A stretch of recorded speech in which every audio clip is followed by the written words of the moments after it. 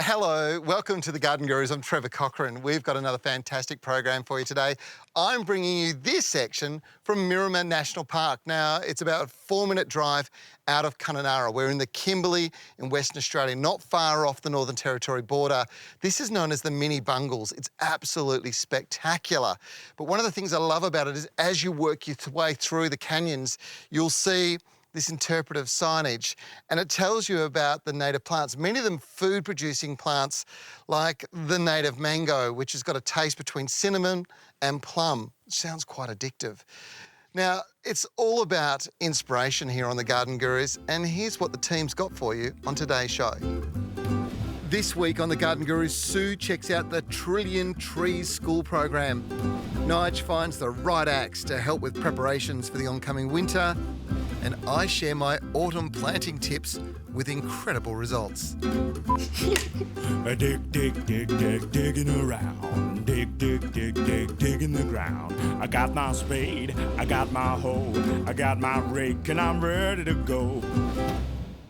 If there's one old-fashioned, indestructible plant that made a massive impact on modern gardens, it's got to be this one. It's called the Foxtail agave.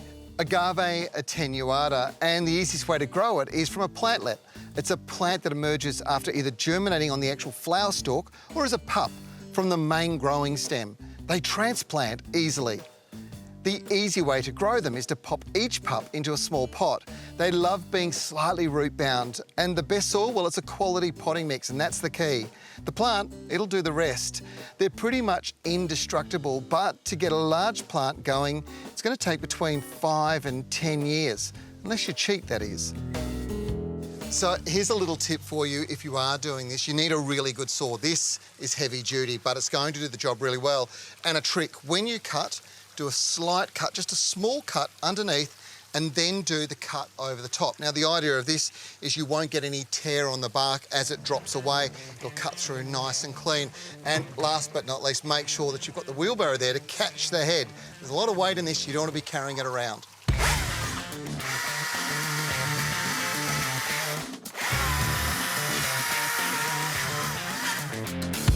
The bed was planted 5 years ago, and the majority of the large plants are coming out as I'm changing the bed planting dramatically. These big guys are coming out, but I'll use them elsewhere to create an architectural effect only a plant so grand could achieve. The crazy thing is, this is just a giant cutting. All you have to do is dig a planting hole straight into the existing soil and pop it trunk first into the ground, then fill in around the outside. Do it with a few, and the effect is, well, immediate.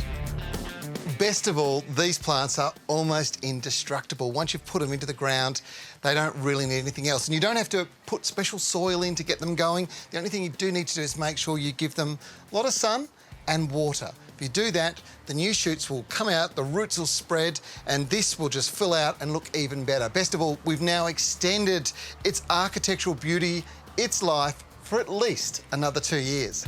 How good's that? Golden cane palms are beautiful, versatile palms that you can grow indoors and outdoors in full sun or shade. And here we're using them as a tropical effect screen. Now, one thing with these is they can get really quite tall, but if you want to control the height, you can prune them.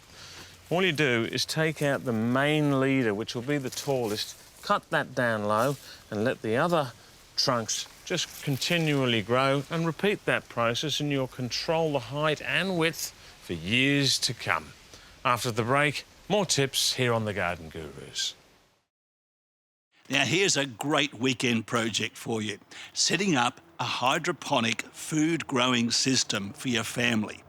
I'll be using a brand new hydroponic media that's been around for, well, about 125 million years, called Mineral Magic. I'm going to plant up this easy garden. The first step, rinse the medium to prevent dust from clogging up the recirculating pump and filter. These are the plants I've lined up. Those in potting mix have to be root washed to remove all soil particles, once again to keep the filter clean. These lettuce plants have been germinated in culturine, which is a form of rock wool. And the beauty of these is, once they're up and running, you don't have to wash any soil off, just plant them straight into the medium, like that.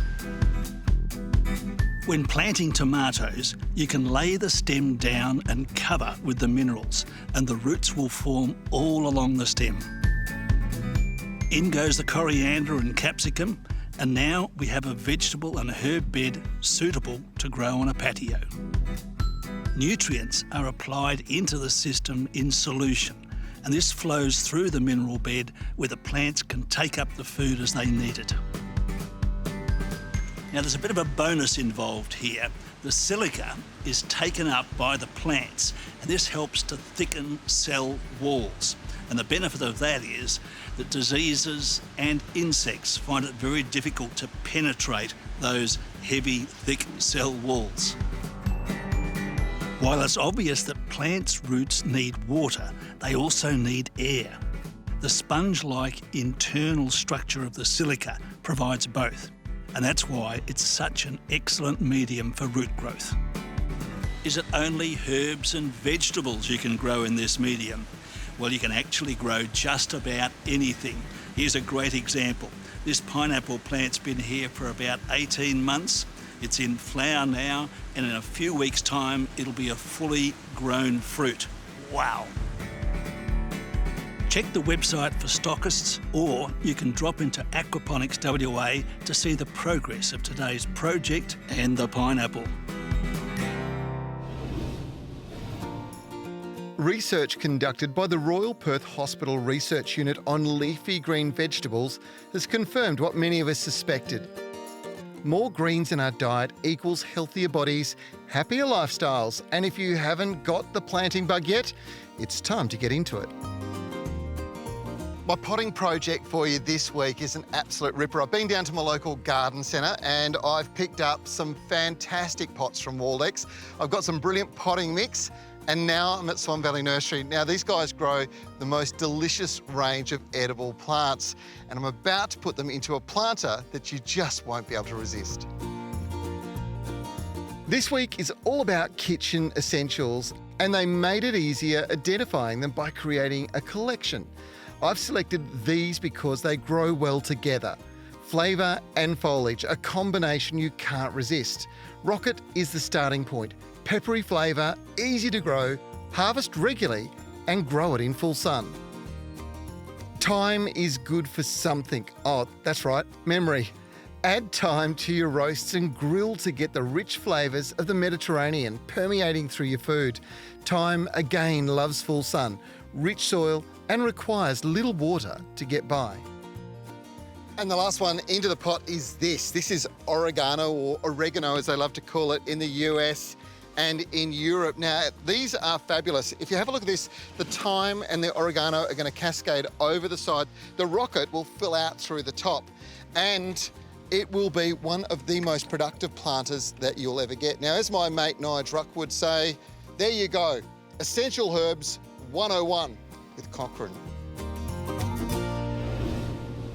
If you have some empty pots or even wine barrels lying around, why not plant them up with some beautiful annual flowers? So we've got pansies and violas, and to keep them flowering all season long, just go in and deadhead the finished flowers, and that way you'll get an abundance of colour all season. For more great tips, stay with us here on The Garden Gurus. Did you know the saying, knock on wood, is said to be an ancient pagan ritual whereby good spirits live inside trees? Now, I'd love to think it's true. Well, I actually believe it. We all know the benefits of trees and know that the planet can't live without them. And it's time to step it up and plant so many more for the planet. Here we are at Woodbridge Primary School, where the Trillion Trees program is teaching the kids the importance of native species. They plant them, they nurture them and grow them for the environment. John Winter is the coordinator of Trillion Trees Schools, which has seen 2.5 million trees planted by this program over the last 30 years. Why did you become involved? Volunteering's really important to me, and I was getting to the end of my teaching career, so this seemed to be a perfect sort of opportunity. How many schools do you work with? We have 23 schools involved this year. Half of them are secondary and the rest are primary. So if you've been involved that long, you would have heard some amazing success stories. Any come to mind? 2 of our schools this year have got up to 1,000 trees planted, which is an incredible effort. They're both secondary schools and they're looking at planting those trees out in the community. And what sort of numbers of trees does each school produce? Our largest school this year has got 1,320 and we get schools that get down to 15, 20 plants. Do you find the kids take ownership of the trees in their own school and then their wider environment? Oh, they certainly do. One of the first things they want to do is show their parents where their trees are. And that's part of the whole program, is looking after the trees, not just putting them into the ground. What are your top tips to ensure success? Make sure you're getting the right plant in the ground, that you prepare your soil properly, and once you've got them in the ground, that you look after them. What have you learnt about this program? You need to plant them in the right seasons. Like, you can't just plant, say, a winter vegetable in like summer or tree in summer, because might just die. How are you going to look after these ones that you're planting now? I think I will take care of the soil and make sure I remember to give them water. I like that. Now let's get this one into the ground, Yes. shall we? What have you learnt about this program? Well, I've learnt that, like, all about the 6 seasons. So the seasons are all different. They all have different plants based on the time of month. So if it's rainy, we've got plants that can adapt to that weather, whereas in summer we've got plants that, they grow with the heat and all that. Fantastic knowledge to have. So have you got a favourite tree? I like the ghostly gum tree. I think it's just a really majestic plant. It's really just a centre masterpiece to the middle of the garden or wherever you are. Regardless of whether you've got a large backyard, a small courtyard, or only space for one tree in a pot, the net benefits are definitely worth it. I recommend putting a tree in. So head to the local garden centre and choose your favourite this weekend. And I guarantee these children's children will thank you for it. Now, there's a lot of mystery around growing the best roses. A lot of it gets down to pruning, but there's research that says, in fact, the most important thing you can do is actually just prune your roses. Something like that is more than enough. It's going to stimulate brand new growth and lots of new flower. And if you're thinking about getting your hands on a hedge trimmer, then make sure you get a quality brand like this one. Now, this has a safety device, which is vitally important. You can pull the trigger and it won't go. It just will not work. But if you pull the trigger after you've put your hand on this safety attachment, it works. Now, the thing with this is it means that your hands can never come in contact with the blades. Very clever thinking, and of course, it just keeps you safe all the time. After the break, more brilliant gardening advice right here on The Garden Gurus.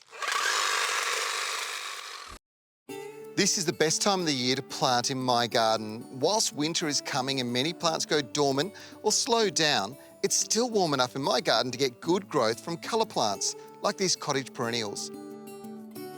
Now, it gets down to planting beautiful colour plants. I'm using these cottage perennials, and the term cottage perennial refers to soft, sort of fleshy plants, I suppose. They are perennial, they will live for years, but they tend to be these beautiful flowering varieties like, let's grab this one here. This is the Blue Marguerite Felicia amyloides. It is an absolutely stunning little compact plant. Now, you can grow them in pots, but I'm actually going to use them to fill in the areas around the base of the rose bushes. And this garden bed, I haven't done a lot with the soil for some period of time. One of the very first things you need to do is check your soil out. And if it's sandy and dry like this, you have to do some work on it first. Adding a layer of organic mulch is always good, but getting life and nutrient into a garden soil is vitally important. My go-to these days are organic additives like manure, say cow or sheep manure, 1 kilo per square metre of Mineral Magic garden conditioner, and a controlled release plant food like Troforte M, which will bring this soil back to life. You simply apply, turn it in with a hoe, and then water it. Once it's wet down, get your plants in. In this instance, I'm mixing it up. I'm planting lots of different plants to get an explosion of colour, foliage shape and form, and of course, variations in height. The idea is by spring, they will cover every square centimetre of soil, and I won't need to worry about weeding. Now's the time to be getting these beautiful cottage perennials into your garden. And the good news is, if you do it now, you're going to end up brightening up the autumn. You'll really light up winter with amazing colours. And of course, you'll just dazzle in springtime when the weather's perfect. So go on, get out, get into it. There's something about a natural fire that excites the mind, be it a fireplace inside, a campfire, or a fire pit. And with winter coming, folks, that extra warmth is going to be much appreciated. Splitting firewood is an ancient art and necessary if you want to get a fire started. A splitting axe is the perfect tool and used properly, a joy to swing. Set the wood up on a block, standing on end. Hold the axe with your dominant hand close to the head and the other near the end of the handle. Raise the axe over your shoulder, and as you swing down, let your dominant hand slide down the handle. This will give you accuracy and power. The smooth fiberglass handle and rubber anti-shock hand grip make this an easy manoeuvre with no splinters or nasty vibrations. The head is made from drop-forged carbon steel and heat-treated for extra strength. The chopping axe is ideal for splitting kindling and creating tinder, critical for starting your fire. Plus, it's great for shaping timber and craft work, if you're into that kind of thing. A hatchet is basically a small axe, and this all-purpose hatchet is perfect for all sorts of jobs: splitting, chopping, shaping, tree work, or a range of jobs in the garden. And they're particularly useful when you're in confined spaces and you can't get a big swing on it. And this is a cracker too. It's a small camping hatchet, the perfect tool to take camping with you. And it's ideal for when you're setting up the campfire. And remember, folks, the campfire is the centerpiece of the campsite. So make sure you've got a hatchet with you. The Dialect range of axes and hatchets offer high quality for superior cutting, accuracy, strength and durability, and they're lightweight and really comfortable to use, and you can get hold of them on the Mr. Fothergill's website.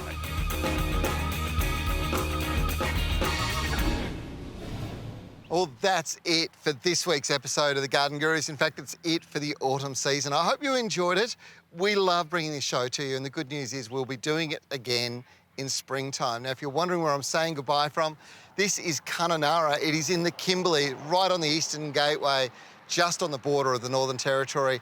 These magnificent trees are boab trees, uniquely Australian, and the good news is they do grow in a lot of places, pretty much in the warm climates of our country. So if you haven't tried them, maybe give them a go. Now, I will tell you that you do need to make sure you become a friend on Facebook, because we'll continue on with our Facebook Live Gardening Club each week. So make sure you check that out. And if you want to know anything more from today's show, indeed from the whole series, of course, check out our website. It's a great resource. I'm Trevor Cochran.